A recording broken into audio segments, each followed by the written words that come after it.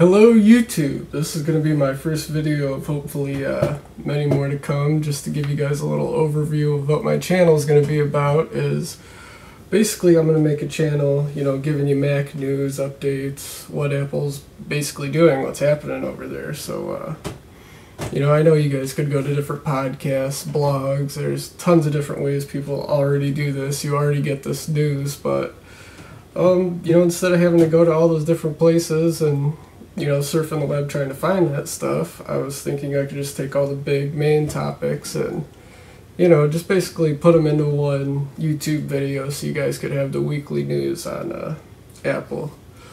So I guess first I should explain to you how I first got into Apple, why I love Apple. So probably about 6 months ago, my my cell phone contract was time to get renewed, so I was looking at phones, trying to find a good phone, and I came across the iPhone 4, and I thought this was hands down the coolest cell phone I've ever seen. So I was getting pressured from the guy at the store, my brother-in-law, everybody, get the Droid charge, get the charge, it's 4G, it's the coolest phone, blah blah blah. Well, I didn't care about 4G, any of that craps. I loved the iPod's user interface, iPhone's user interface, sorry. And it was just awesome, man. I signed up, got it, never regretted it. I just loved the phone. So I also ended up getting an iPad. I got an original iPad 1, and that thing was awesome too. Basically I just started to realize that I was gravitating towards Apple's products. They made an awesome product. They were fun to use. I have been a PC user my whole life, and I love PC. I know the ins and outs, and I didn't think Mac was anything special, but I didn't really know anybody who owned a Mac, so never really got the chance to use it. But recently that changed. About, let's say 3 months ago, my girlfriend went to college this year and she needed a laptop.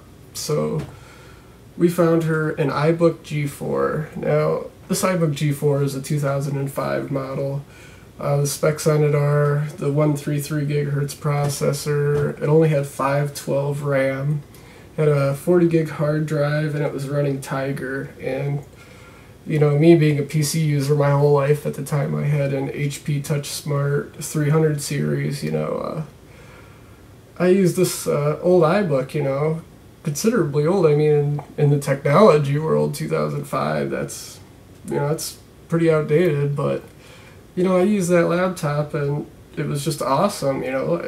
I clicked something, I opened it, it opened, no waiting. I could open multiple things, no waiting. And the TouchSmart I had Windows 7, had 4 gigs of RAM, terabyte hard drive, it was up to date for the time, I guess you could say. It wasn't a gaming rig or, souped up PC, but, that iBook it was a good computer. I could tell from the first time I used it. So, just recently I went out and got myself an iMac, the 24-inch. Still a couple-year-old computer, because Apples are pricey.